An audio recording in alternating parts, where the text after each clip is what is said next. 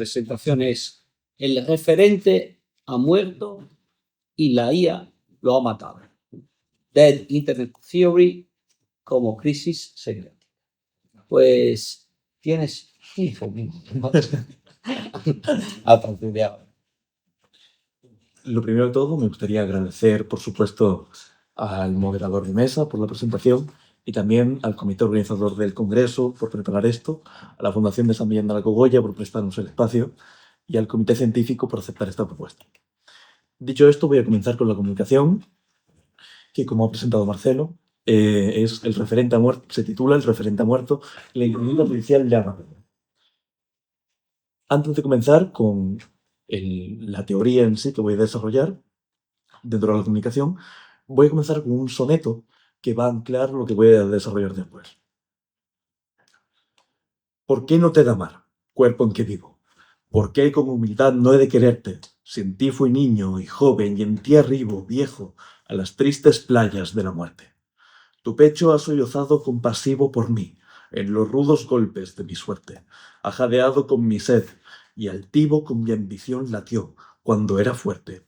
Y hoy te rindes al fin, pobre materia, extenuada de angustia y de miseria. ¿Por qué no te he de amar? ¿Qué seré el día que tú dejes de ser profundo arcano? Solo sé que en tus hombros hice mía mi cruz, mi parte en el dolor humano. Vuelvo brevemente al primer verso. ¿Por qué no te he de amar, cuerpo en que vivo? En este verso está condensada la experiencia fundamental de la humanidad, aquella que ha supuesto, en palabras del teórico Roger Scruton, el giro somático que anticiparía Foucault y que atravesaría la teoría crítica desarrollada desde ese momento en distintas disciplinas. Tanto la cuestión de la corporización lingüística, con la que estamos familiarizados, la psicología somática, la cuestión de cuerpo-territorio en teorías feministas, u otras cuestiones cuyo desarrollo principal gira precisamente en torno al cuerpo. Es también uno de los temas fundamentales de la producción artística desde finales del siglo pasado, y la principal de aquella vertiente que más fructíferamente ha innovado y cuya creación ha sido más fértil, la de la performance. Esta somatización intelectual ha colocado en el centro al cuerpo y hecho irreversible una afirmación no ya esencialista, sino fenomenológica en el sentido merleau-pontiano. Vivimos en el mundo del cuerpo vivido. Vivimos en el mundo del cuerpo vivido, como diría Ley, no meramente del cuerpo objetivado. Es esta primera experiencia somática la que configura o preconfigura la construcción semiótica de los signos. Ya lo decía García Márquez en Cien años de soledad. El mundo era tan reciente que muchas cosas carecían de nombre, y para mencionarlas había que señalarlas con el dedo. Los primeros signos que conocemos no son construcciones abstractas, complejas y ya despegadas de su referente originario, sino los primitivos que son constitutivos de nuestra manera de aprender el mundo. Llorar, sonreír, gritar, señalar, abrazar, esos, y no los complejos binomios lingüísticos a los que estamos acostumbrados los filólogos, son los primeros signos. Estos índices, como diría Peirce, son los que preceden y fundan a los símbolos. En la misma dirección, no se puede no mencionar a Lakoff y a Johnson, cuyo argumento de la metaforización corporal para la construcción de símbolos es igualmente saliente en este sentido, pues todo apunta, en realidad, al cuerpo como centro prelingüístico de la construcción del significado. En este sentido, no es el cuerpo por sí mismo lo que preconfiguran estas categorías semánticas, sino el contacto constante del cuerpo con la realidad, séase el referente, cuyo choque e interacción es lo que sirve para fundar y anticipar el resto de construcciones. Dicho con mayor precisión, lo que caracteriza la actividad simbólica humana no es que cada enunciado particular tenga un referente, sino que toda ella está constreñida e informada por una historia de contacto corpóreo y referencial, incluso cuando emite enunciados no referenciales. Esta es, tal vez, la diferencia fundamental con los algoritmos de inteligencia artificial generativa. Estas reconstrucciones matemáticas de neuronas y de sus conexiones sinápticas carecen de aquello que funda nuestra relación con el referente, el cuerpo. Los grandes modelos de lenguaje y los modelos de difusión para la creación de imágenes son capaces de generar lenguaje simbólico sin pasar primero por el lenguaje semiótico. Todo esto refiriéndome a los términos de Kristeva. Lo que para ella era semiótico propiamente solo se reducía a los ritmos, las alteraciones, las asonancias, la prosodia, las entonaciones, los silencios, los desplazamientos sintácticos, el balbuceo infantil, la glosolalia, los juegos fónicos, el grito, la risa, el llanto y en general todo lo que excede a la palabra articulada. Todo esto, es decir, lo semiótico según Kristeva, no es lo opuesto al sentido, sino su condición energética previa, una matriz pulsional que irrumpe en el lenguaje sin llegar nunca a reducirse a él. Conviene precisar aquí que adoptamos deliberadamente la lectura sustancial de Kristeva, lo semiótico como cora, en el sentido platónico pulsional prelingüístico de raigambre freudiana, y no meramente la lectura estructural que lo entendería como una función interna del sistema significante. Si lo semiótico fuera solo una función, nada impediría en principio que la inteligencia artificial la realizara. Es justamente su carácter pulsional y por tanto corpóreo lo que permite sostener la simetría que aquí se defiende. Y es que toda esta parte semiótica es la que está en constante dialéctica con lo simbólico, cuyo significado es estable y por primera vez emitido por un yo capaz de separarse de esas primeras pulsiones. La tesis fuerte de Kristeva es, por tanto, que todo discurso humano es una tensión, una negociación entre ambas dimensiones. No son dos lenguajes distintos, sino dos modalidades copresentes en toda práctica significante. El sujeto hablante no es una unidad cerrada, sino un sujet en procès, una expresión que tiene doble sentido en francés. Por un lado, un sujeto en proceso y por otro lado, un sujeto en juicio. Es decir, siempre inestable, siempre en negociación con la pulsión y la ley. Lo que hicieron las vanguardias, y tenemos ejemplos en Mallarmé, en Joyce o en el caso hispano de Vicente Huidobro, es precisamente llevar esa pulsión al primer plano. Altazor, por ejemplo, de Vicente Huidobro, es un texto cuyo argumento principal es precisamente la disolución de la dimensión simbólica del sujeto en favor de la pura semiótica primigenia de los sonidos, las aliteraciones, los juegos fónicos o la glosolalia. Esta dialéctica es, por encima de todo, humana, porque para poder configurarse en estos sentidos, el componente lingüístico de la comunicación debe haber conocido primero al referente de la realidad. Y es la que diferencia a las inteligencias artificiales, especialmente las generativas, de los humanos. Las inteligencias artificiales configuran su comprensión del significado a través del proceso de entrenamiento. Y a fin de no derivar en un derrotero técnico, simplificaré esto un par de párrafos sobre los que espero no extenderme. Por un lado, la tokenización, que sería el proceso de aprehensión del mundo. Sin embargo, a diferencia de los humanos, donde esta aprehensión depende de un choque constante con la realidad referencial, además de la exposición a construcciones complejas sobre ella, los modelos de inteligencia artificial generativa solo son capaces de aprender tokens sobre símbolos ya creados. Esto es, ya mediados, como decía el compañero Israel, ya mediados por un referente real desconocido somáticamente por los modelos. Los modelos de inteligencia artificial solo son capaces de aprender símbolos ya construidos. La aprehensión del mundo no es así la base semiótica que preconfigura el lenguaje simbólico, sino la adquisición del lenguaje simbólico en sí mismo. Conviene aquí también anticipar una objeción previsible, que los modelos ahora mismo son multimodales, es decir, también son capaces de ser entrenados a través de imágenes, audio, vídeo, pero la tesis que aquí se defiende es todavía más fuerte.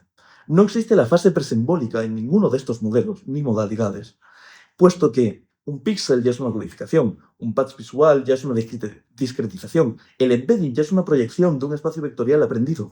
El corte discreto, es decir, los tokens, son el primer gesto del sistema. Y es un gesto que ya está en la parte de lo simbólico. Una imagen en un corpus no es el referente, sino un trazo ya producido por un cuerpo que estuvo allí, recibido despojado de esa historia indexical. Se invierte así la simetría respecto al humano, donde el humano percibe la continuidad afectiva y solo parcial, imperfectamente, y solo es capaz de simbolizarla parcial e imperfectamente, dejando siempre un resto que es precisamente el abajo crestediano, es decir, la parte semiótica. El modelo recibe la descritización simbólica y la procesa sin el resto. Todo entrenamiento es, por definición, ingesta de signos. La siguiente fase fundamental es el proceso de entrenamiento o preentrenamiento, depende de la bibliografía que se consulte y en especial depende de las fases que queden, pero es fundamentalmente el proceso de aprendizaje, es decir, el proceso en el que los modelos aprenden a colocar en un espacio vectorial de n dimensiones estos tokens acorde a su proximidad semántica. A su vez, es el momento en el que el orden recobra un sentido especial. Aquí se da, conjuntamente al entendimiento de la semántica, el entendimiento de la sintáctica del corpus de entrenamiento, que por supuesto, igual que la fase de tokenización, puede y a menudo es multimedia. De este modo, el contenido semántico es capaz de abstraerse en sus dimensiones matemáticas para colocarse de un lado u otro, dependiendo de los valores aprendidos por el modelo. Esta abstracción geométrica sedimenta la construcción de una suerte de imaginario colectivo, que esto sería solo un análogo estructural y no ontológico al junguiano, pues este se funda sobre la estructura compartida del corpus textual o de otros tipos de modos, y no en la estructura psíquica humana, y sobre todo de una topología del significado que arquitectura los posibles en la expresión de unos modelos y define sus lindes semánticas. La construcción del significado o de la topología del significado de uno de estos modelos de inteligencia artificial generativa es, por tanto, ahumana por necesidad corporal, pues la imposibilidad de aprender la realidad por sí misma y solo a través de sus símbolos derivados opaca este entendimiento o configuración prelingüística que sí caracteriza a los humanos.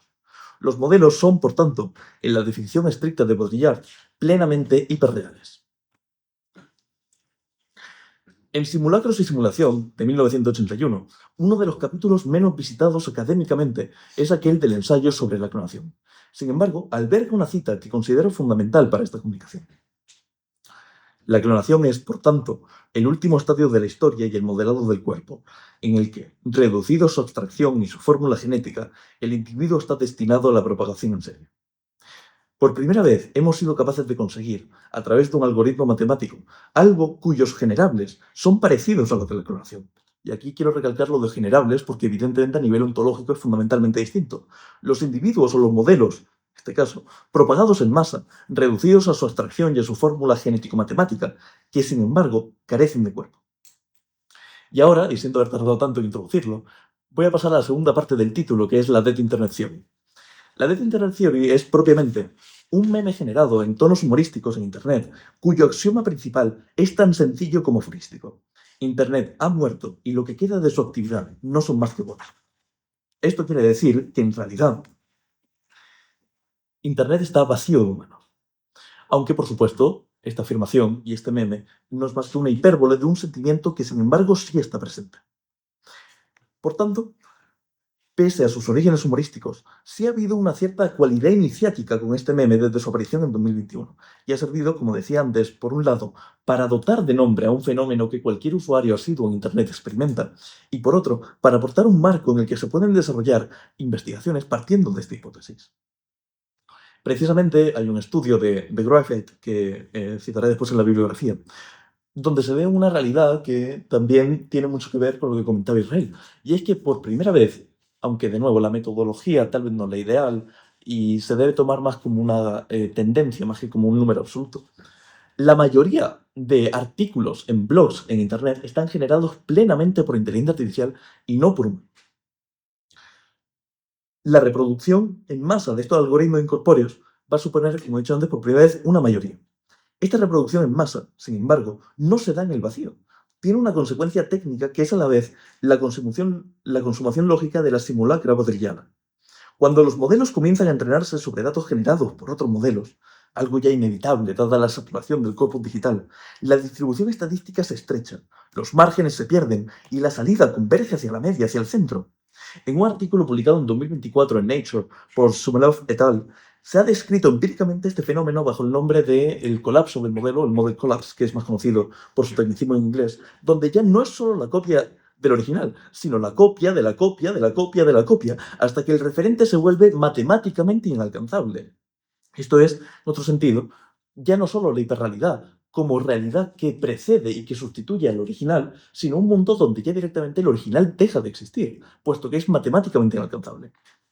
Y por tanto, la mayoría de voces que hay en Internet, de nuevo, tendencia que se debe entender en su vertiente cualitativa y no cuantitativa, son una mayoría de voces que carecen en su configuración del lenguaje de referente, una mayoría de voces que carecen de intención, una mayoría de voces cuyos márgenes están ya delimitados por su distribución de tokens, incapaces de imaginar desde ese abajo pulsional que Kristeva, que se desarrolla en Kristeva, y sobre todo una mayoría de voces que son incapaces de entender o siempre van a dejar atrás a los márgenes, a las disidencias, aquello que no se va acercando cada vez más hacia el centro.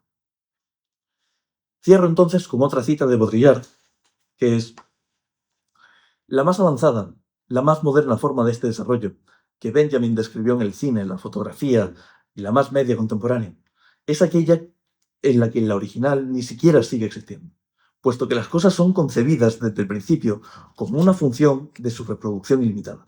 Y para acabar definitivamente esta comunicación, y tal vez por mi formación profesional como filólogo, además de por un sentido de la simetría, quiero citar un terceto de otro de mis sonetos favoritos. ¿Qué más da que la nada fuera nada, si más nada será, después de todo? Después de tanto, todo para nada. Muchas gracias.